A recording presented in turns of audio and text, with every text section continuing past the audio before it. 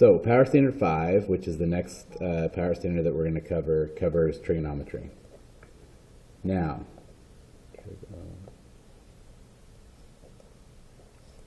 I know that you've covered some trigonometry. I know you guys have covered like the unit circle. We're going to review that stuff a little bit, but we are going to move on to some trigonometric identities. We are going to learn double angle and angle addition rules for trigonometric functions. And there's a cool thing that happens where a lot of equations that are written with trigonometric functions can be turned into a simplified version of a trigonometric function. And I know that sort of doesn't make any sense right now, and it won't till we get to it, but I want to preview it a little bit. Okay, so the first thing to remind you of in trigonometry is that there's two ways to measure angles. One is degrees and one is radians. And what you'll remember is like, you already know that as we open up along here, so if I have an angle right here and then opening up, as I open up, when I'm straight up, I'm at 90 degrees, then 180, then 270, and all the way back around, I get to 360 degrees. And the way that that converts to radians is at 90 degrees, we're at pi halves radians. At 180 degrees, we are at pi radians. At 270 degrees, we're at 3 pi halves radians. And 360 degrees is equal to 2 pi radians. So the way to think about it is 1 pi radian equals 180 degrees. So another way, quick way to think about like converting between the two, to convert degrees to radians, what you want to do is multiply by pi over 180. So multiply by pi over 180. Okay, and this should sort of make sense to you. Like if you have 90 degrees and you multiply 90 times pi over 180, you're going to get pi over 2. Right? And if you're at 180 degrees, if you multiply 180 times pi over 180, you get just 1 pi. Okay? To go the other way, so to convert radians to degrees, you multiply by 180 over pi. All right? And this should make sense because those are inverses of one another. So to go back to 1, you multiply by the inverse of what you multiply to get there. So think about it whether you want to get rid of the pi or you need to add the pi into what you have. So if you're in degrees and you want to go to radians, you need a pi in the measurement. So you got to multiply by pi and then divide by 180. And vice versa, if you're in radians, there is a pi in your measurement and you need to get rid of that. So you're going to multiply by 180 and divide by pi to get the pi to cancel out. So that's just sort of a quick way to convert from one to the other. Okay, now you guys know already about sine, cosine, and tangent. Okay, and I hope you all can remember back to like SOHCAHTOA, where sine is equal to opposite over adjacent, and opposite over hypotenuse, cosine is equal to adjacent over hypotenuse, and tangents equal to opposite over adjacent. What you may not know is the 3 reciprocal identities, reciprocal functions, which are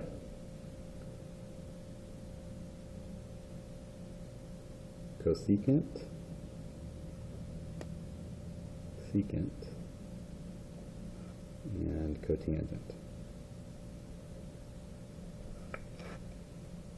Okay, cosecant is equal to 1 over sine. I should say cosecant of theta is equal to 1 over sine of theta. Okay, And the shortcut way of writing it is cosecant. Okay? Secant is equal to 1 over cosine of theta. And the shortcut way to write that is just SEC. And then cotangent is equal to 1 over tangent theta. Okay, and the shortcut way to write cotangent is COT. Okay, now, since those are reciprocals, they're just the flips. What that means is that cosecant is equal to hypotenuse over opposite, because sine is equal to opposite over hypotenuse. Secant is equal to hypotenuse over adjacent, because cosine is equal to adjacent over hypotenuse. And cotangent is equal to adjacent over opposite, because tangent is equal to opposite over adjacent.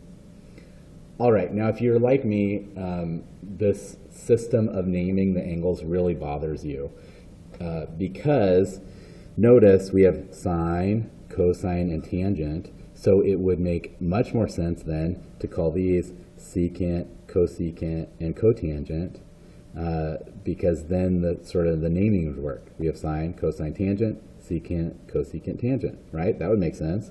Or they could have named this sine, this secant, and then this tangent, and then these would all be cos, right? Cosine, cosecant, cotangent. They didn't do that, and we can't go back and change the names now. So the way I just remember this is that cosine goes with secant, right? Cosine goes with cotangent, and it just doesn't really make any sense.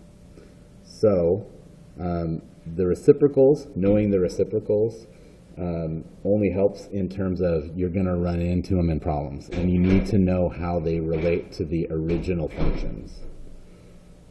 Okay, there's a couple of identities that you need to know, and the first one that you should know is one I think you've seen before. Okay, these are all called Pythagorean identities.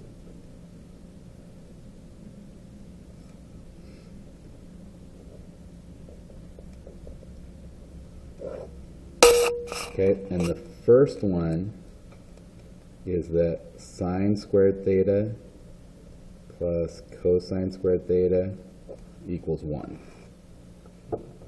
Okay, so you can always turn a sine squared theta or a cosine squared theta into the other by just setting it equal to 1 minus the one that you want to change it into. So notice if you rearrange this real quickly, sine squared theta would equal 1 minus cosine squared theta.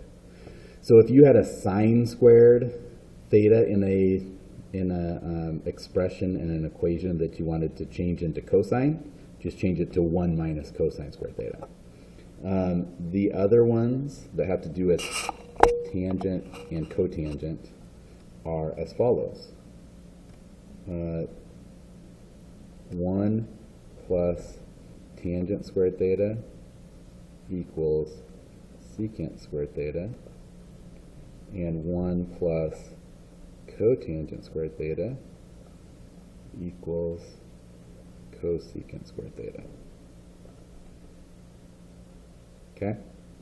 And those are all just useful because when you're doing proving trigonometric identities, oftentimes you're going to need to get rid of this and get a cotangent in a function or vice versa. Okay, these are all identities that you have on your formula sheet. So these aren't things you have to memorize, but they're things that you should become familiar with as you work through problems. Okay, so when you do exercises 5A, exercises from 5A, I should say, most of what you have in here is not going to be that difficult. I think there's a lot of stuff that you can put in your calculator. There's one that I kind of want to highlight to you because you'll see these types of problems every now and then. But it may have something, you may get a problem that says something like, if sine of A is equal to, let's say, 7/13,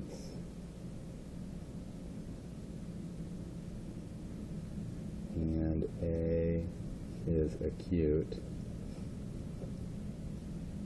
find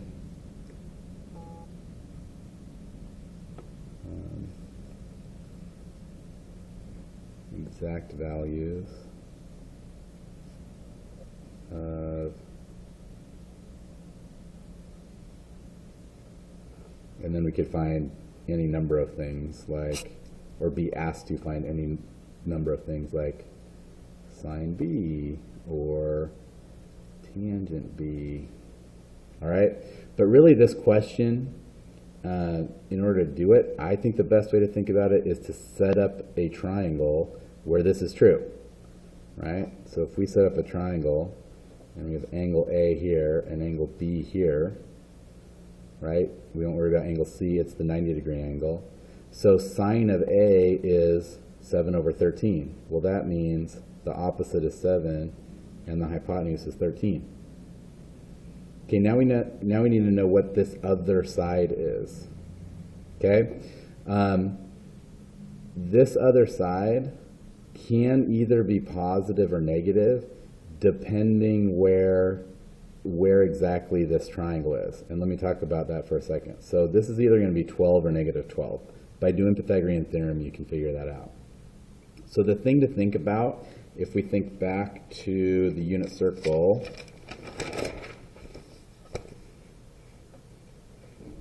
okay, so if we think about where that triangle is going to be positive, that triangle in particular, right, could be either of these places, 7, 13, 7, 13. Notice in both of these places, right, this value, the opposite side from my reference angle, would be 7. Okay?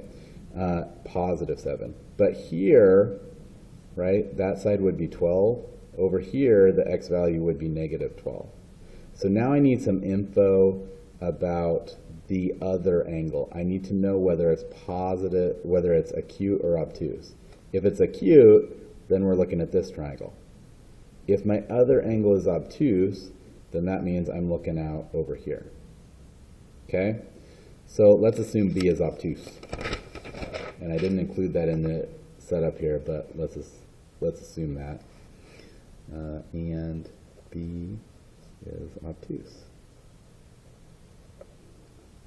Okay, so if that's the case, then this has to be a negative 12. Okay? All right, now, can I find sine B? Yep, from angle B, the opposite is negative 12, the hypotenuse is 13, so sine B is negative 12 over 13. Tangent from B is going to be opposite over adjacent, so it's going to be negative 12 over 7. Let's say I was asked to find anything else out, right? Let's say I was asked to find secant of A. Well, secant of A is just the reciprocal of cosine of A. Cosine of A would be negative 12 over 13. The reciprocal of that is 13 over negative 12.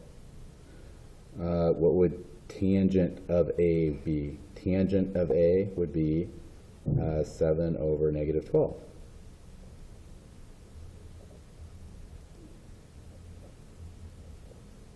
Okay, and so I can solve those problems pretty easily like that.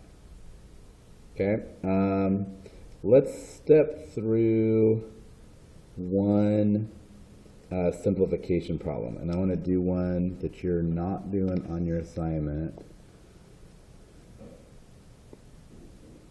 Let's see. Nope, you're doing all of number 7. So there will be one. I'll do one that is from your assignment. Okay, so let's do this one. Okay, so this is 7b from your assignment, and it's tan, I'll call it tan theta. It's tan phi from your book, but I like theta better than phi. 1 plus tan squared theta. Okay, so now the first thing to notice here is that there's a Pythagorean identity on the bottom, right?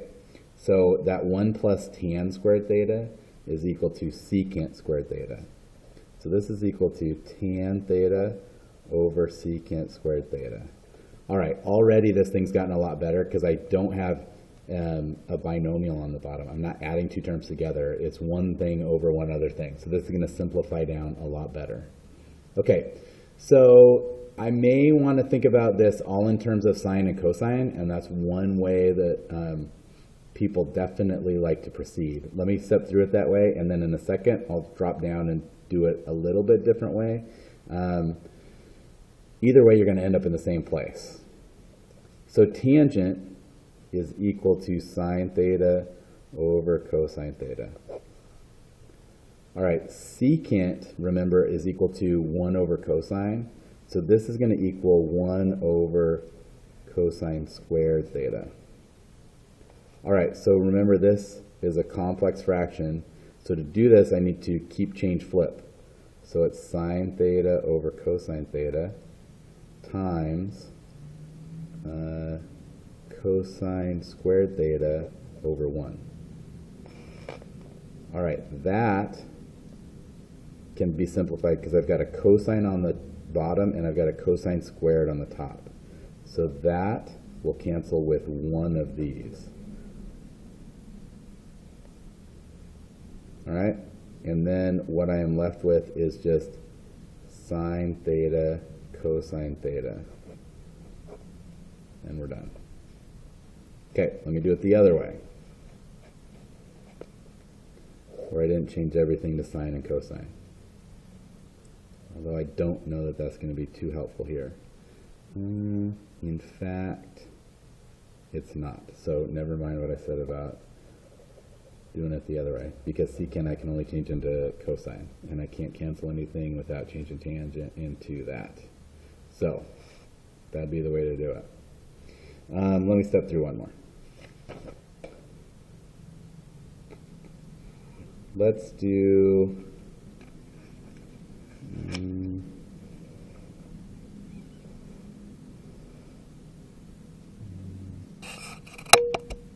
part F.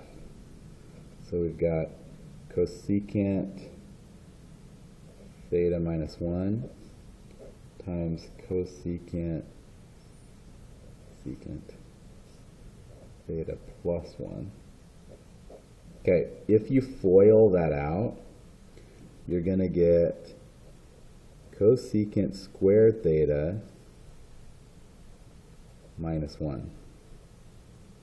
Okay, because it's a different, this is like if you factor this down, you get a difference of perfect squares, or if you think through it, if you multiply the first two terms together, you get cosecant squared theta, then you get a plus cosecant theta, and then a minus cosecant theta. Those two are going to cancel each other out, and then negative 1 times 1 is negative 1. All right, then we've got a Pythagorean identity that says cosecant squared theta minus 1 is equal to cotangent squared theta. Okay, and it just simplifies down like that. All right, I don't think things are much more complicated than that. One thing I will point out to you that I just realized as I was going through this, that is a thing that trips people up sometimes, is remember that this cotangent squared theta, okay, that's just the shorthand way to write this. It's so that we don't have to do the parentheses with the squared each time. Okay? You're not actually squaring the function. You're squaring the value of theta at that thing. So if you wanted to evaluate what this was, you need a theta to plug in there, right? So you have to plug in a theta, find the cotangent of that, and then square it. And that's why up here,